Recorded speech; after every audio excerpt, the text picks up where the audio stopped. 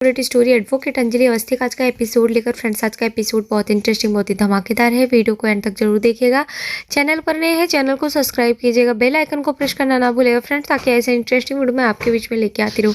तो फ्रेंड्स, आज के एपिसोड में आप देखने वाले कि यहाँ पर प्रकाश जो होता है वो बोलता है कि 20 मिनट हो गए, अभी तक अंजलि अवस्थी आ ही रही। तभी देखते हैं कि यहाँ पर अंजलि आरती बनकर आती है और यहाँ देखते हैं कि वो शराब के नशे में होती है। वो यहाँ पर ऐसा दिखाती है कि आरती है जो कि शराब के नशे में। तभी देखते हैं जैसे वो आती है, यहाँ सब लोग देखकर उसे हैरान हो जाते हैं। यहाँ पर देखते हैं कि जो युवराज ठाकुर होता है बोलता है, ये आरती तुझे पता कैसे चला यहाँ पर कि हम लोग यहाँ पर है। तभी बोलते हैं कि ये डिवाइस देख रहे हो ना, इस डिवाइस से सब कुछ पता चल जाएगा और मंत्री जी के वीडियो सब वायरल हो रहे हैं, तो इसलिए मुझे पता चल चुका था यहाँ पर। तभी वो लोग बोलते हैं कि क्या हुआ। तो यहाँ पर देखते हैं कि वो यहाँ तुरंत बोलती है कि मंत्री जी आप तो ये वीडियो जो दिखा रहा है वो उससे सबको पता चल रहा है कि वहाँ तो मैं गई थी ना, अंजलि अवस्थी नहीं गई थी, आरती अवस्थी गई थी और महबूबा का चालान किया था, सब कुछ किया था। लेकिन फिर आपके यहाँ आपके घर के पार्टी के बारे में वहाँ पर सब वीडियो वायरल हो रहे हैं जहाँ पर महबूबा डांस कर रही है, जश्न चल रहा है, सब कुछ पता चल रहा है, तो सब लोग देखेंगे। इससे आपके पॉलिटिकल करियर तो बर्बाद हो जाएगा मंत्री जी, आप कुछ नहीं कर पाएंगे।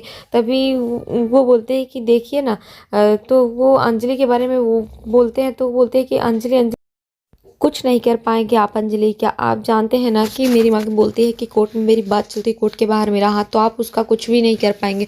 और वैसे पे भी मंत्री जी आपका तो पॉलिटिकल करियर गया, और जनता तो आपको, अगर आप यहाँ से बच भी गए तो जनता आपको छोड़ेगी नहीं, आपको तो बिल्कुल भी नहीं छोड़ेगी। इस तरीके से वो यहाँ पर मंत्री जी को बोलने लगती है। तभी देखते हैं कि वो यहाँ पर बोलते हैं कि मेरी माँ ट्रिपल ए बैटरी, दिखने में इतनी छोटी है लेकिन सारा गेम बर्बाद कर देती है। और मंत्री जी क्या करेंगे आपके ये गुंडे, जहाँ पर मेरी माँ ने जाकर सारे गुंडों को मार दिया, आपके गुंडे कुछ नहीं कर पाए और आप भी कुछ नहीं कर पाएंगे।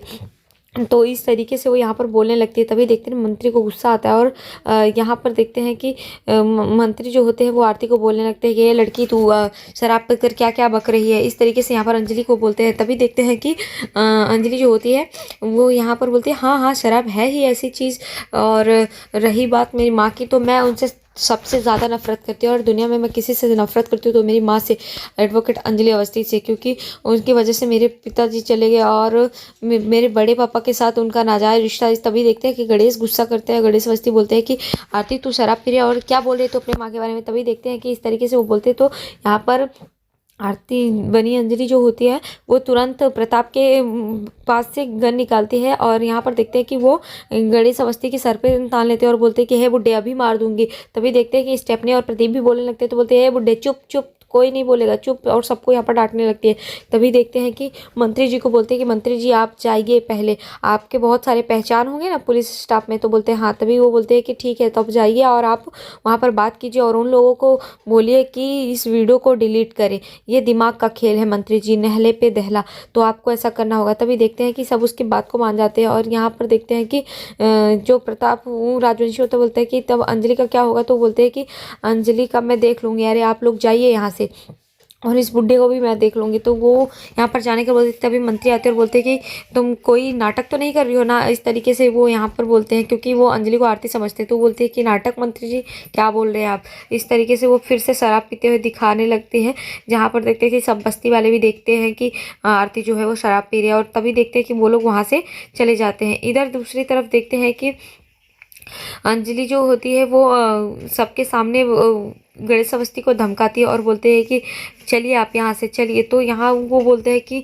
नहीं, तो बोलते हैं वो डे चुप चलिए। तो यहाँ देखते हैं कि गणेश अवस्थी बोलते हैं कि मेरी बेटी आएगी, मेरी अंजलि आएगी, और प्रदीप स्टेफनी जो होते हैं वो लोग भी यहाँ पर बोलते हैं कि ये तुम क्या कर रहे हो आरती, तुम पागल हो गए हो क्या। तभी वो उन दोनों को भी डांटती है कि ये बुड्ढे तुम लोग चुप रहो और ये बुड्ढा तो मेरे साथ जाएगा। इस तरीके से वो बंदूक लेती है और बंदूक के इशारे पर यहाँ पर गणेश अवस्थी को डराती है और यहाँ पर वो गाड़ी में ले जाकर बैठाती है और तभी बोलते हैं कि ड्राइवर चलो।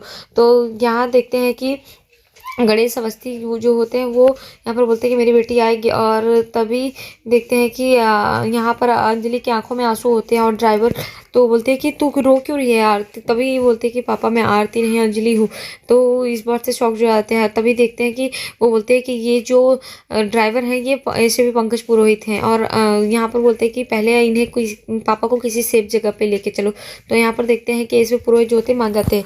इधर दूसरी तरफ देखते हैं कि इस बात से गणेश अवस्थी थोड़ा हैरान हो जाते हैं कि अंजलि आरती बनी हुई है। तो इधर देखते हैं कि गणेश अवस्थी इस बात को बोलकर बोलते हैं कि ये सब क्या चल रहा है, मैं समझ नहीं पा रहा हूँ अंजलि। तो अंजलि बोलती है कि पापा आप चुप रहिए और ये सब मैं आपको बाद में समझा दूंगी, आप चलिए। और यहाँ पर उन्हें सेफ जगह पर ले जाने के लिए अंजलि जो होती है वो जाती है। इधर दूसरी तरफ देखते हैं कि जो प्रताप राजवंशी होते हैं और यहाँ युवराज ठाकुर बाकी सब होते हैं वो हैरान होते हैं। तभी देखते हैं कि युवराज जो है अपना दिमाग लगाता है और उसे कुछ समझ में नहीं आता है। तभी देखते हैं कि वो तुरंत फ़ोन करता है, फ़ोन करके यहाँ वो बात करता है कि हाँ रानी मजुमदार। तभी वो आरती के बारे में पूछता है कि आरती है कहाँ पर। वो बताती है कि आरती सोई हुई है। वो समझ जाता है और बोलता है कि गेम खेल गई मेरे साथ, गेम खेल गई हम सब के साथ मंत्री जी। तो वो बोलते हैं कि क्या हुआ।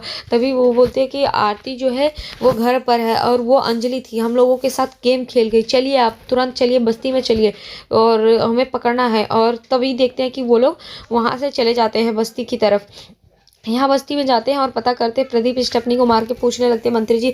तभी देखते हैं कि वो लोग बोलते हैं कि नहीं नहीं आरती जो है वो अंजलि के बारे में पूछते हैं। तो वो बोलते हैं कि आरती थी, आरती अपने नाना जी को लेकर गई बंदूक दिखाकर, हम लोग सच बोल रहे हैं, इस तरीके से वो लोग यहाँ पर बोलते हैं। तभी देखते हैं कि अंजलि फ़ोन करती है मंत्री जी को और बोलती है कि क्या हुआ मंत्री जी, दे दिया ना नहले पे दहला, मैंने पहले ही बोला था कि आप कुछ नहीं कर सकते, इस तरीके से वो यहाँ पर बोलते हैं। तभी देखते मंत्री जो होते हैं इस बात से हैरान हो जाते हैं। दूसरे दिन देखते हैं कि वो यहाँ पर बोलते हैं कि कोर्ट में मिलते हैं दूसरे दिन पूरे गवाह के साथ। दूसरे दिन कोर्ट में हो जाती है। यहाँ पर देखते हैं कि एडवोकेट अंजलि अवस्थी और एडवोकेट राघव सिंह राजपूत दोनों आपस में खड़े होते हैं और जहाँ पर एक दूसरे के पार्टी के खिलाफ होते हैं।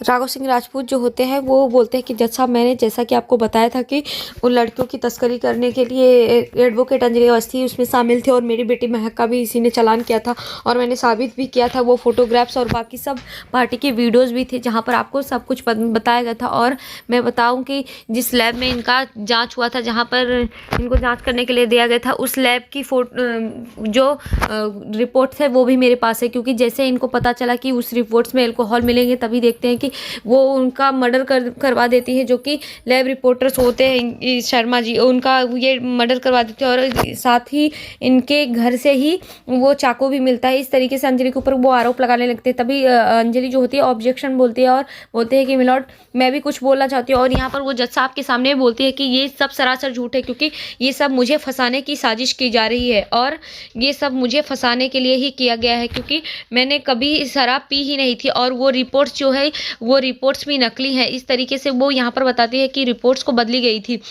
तभी वो जज साहब के सामने राघव सिंह राजपूत वो रिपोर्ट देते हैं, जहाँ पर जज साहब वो रिपोर्ट्स पढ़ने लगते हैं। तभी देखते हैं कि अंजलि बोलती है कि ये सब झूठ है और इन सब के पीछे युवराज ठाकुर, चंद्रभान ठाकुर और रानी मौजूमदार, दामोदर मौजूमदार, ये सब मिले हुए हैं। और यहाँ पर वो तुरंत बोलती है कि जज साहब इन सब के पीछे ये सब मिले हुए हैं, इनकी सबकी मिली भगत है और मैं इसलिए इस कोर्ट में एक गवाह पेश करना चाहती हूँ जो कि महक ठाकुर है। इस तरीके से बोलते हैं तो जज साहब जहाँ पर बोलते हैं कि ठीक है और महक ठाकुर को बुलाया जाता है, जहाँ पर महक जो होती है वो वहाँ पर आती है और यहाँ ऐलान होता है। तभी देखते हैं कि जो काव्या होती है, काव्या ठाकुर, यहाँ पर वो उसकी माँ जो होती है उससे पूछती है रति ठाकुर कि ये सब क्या चल रहा है महक, मुझे समझ में नहीं आ रहा है, ये सब तुम लोग क्या कर रहे हो और घर की बहू घर से बाहर इतने दिन कहाँ थी, मुझे कुछ समझ में नहीं आ रहा है, ये सब चल क्या रहा है। तभी बोलते माँ आप शांत रहो, भाई है ना, भाई सब संभाल लेंगे। इतने में देखते कि महक आती है। जैसे महक आती है तो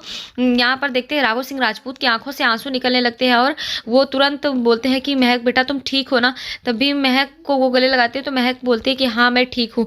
यहाँ पर देखते हैं कि महक को कटघरे में बुलाया जाता है, जहाँ पर महक कटघरे में खड़ी होती है। तभी देखते हैं कि एडवोकेट अंजलि अवस्थी यहाँ पर बोलती है कि जज साहब अब मैं इनसे कुछ पूछना चाहूँगी। तभी देखते हैं कि यहाँ पर हाथ रख करके यहाँ पूछा जाता है, जहाँ पर देखते हैं कि महक जो होती है गीता पर हाथ रखती है और बोलती है कि मैं जो बोलूँगी सच के सिवा नहीं बोलूँगी। यहाँ पर देखते हैं कि इंस्पेक्टर विद्युत भी डरे हुए होते हैं और युवराज ठाकुर और काव्या ठाकुर सब लोगों को डर लग रहा होता है कि महक सच में बयान देगी। तभी देखते हैं अंजलि उससे सवाल करती है कि ये बताइए कि उस रात को आपको अगवा किया गया था तो आपको कौन लेकर गया था, महक ठाकुर और युवराज ठाकुर, मुझे पता है। वो इस तरीके से पूछती है कि बताओ तभी वो महक से बोलती है, महक ठाकुर आप बोलिए क्योंकि आपका बोलना बहुत ज़रूरी है। और यहाँ पर बोलते हैं कि उन सब गवाह को अब मैं बताना चाहती हूँ कि कौन कौन है, युवराज ठाकुर, चंद्रभान ठाकुर, रानी मौजूमदार, और यहाँ पर वो सब क्रिमिनल्स के नाम लेते हैं, जहाँ पर वो काव्या ठाकुर और बाकी सबका नाम लेते हैं कि बताइए इन सब वो रैकेट से जुड़े हुए हैं और आप उन सब लड़कियों के एक्सपीरियंस है। अगर आपने आज नहीं बोला तो उन सारी नारी जाति का सम्मान गिरेगा। और वो यहाँ से पूछने की कोशिश करते हैं कि आप बताइए, आप जैसी बहुत सारी ऐसी बहुत सारी बहुएं हैं जो हर रोज इस दौर से गुजरती हैं और वो वहां तक जाती है जिनका चालान हो जाता है। और उन नाबालिगों के लिए बताइए कि इन सब के पीछे वो मंत्री जी और सब जुड़े हुए हैं। तो आप उन सब पर पर्दा उठाइए, आप बिल्कुल भी डरिए मत, आप बोलिए जो भी बोलना है।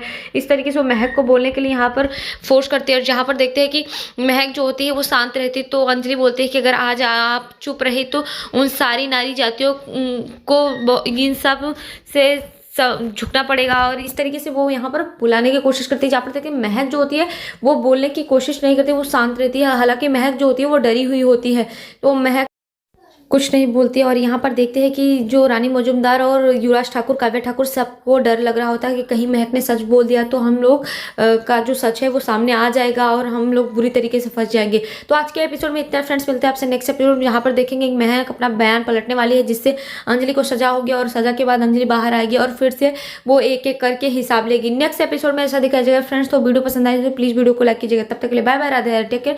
मिलते हैं आपसे नेक्स्ट एपिसोड में।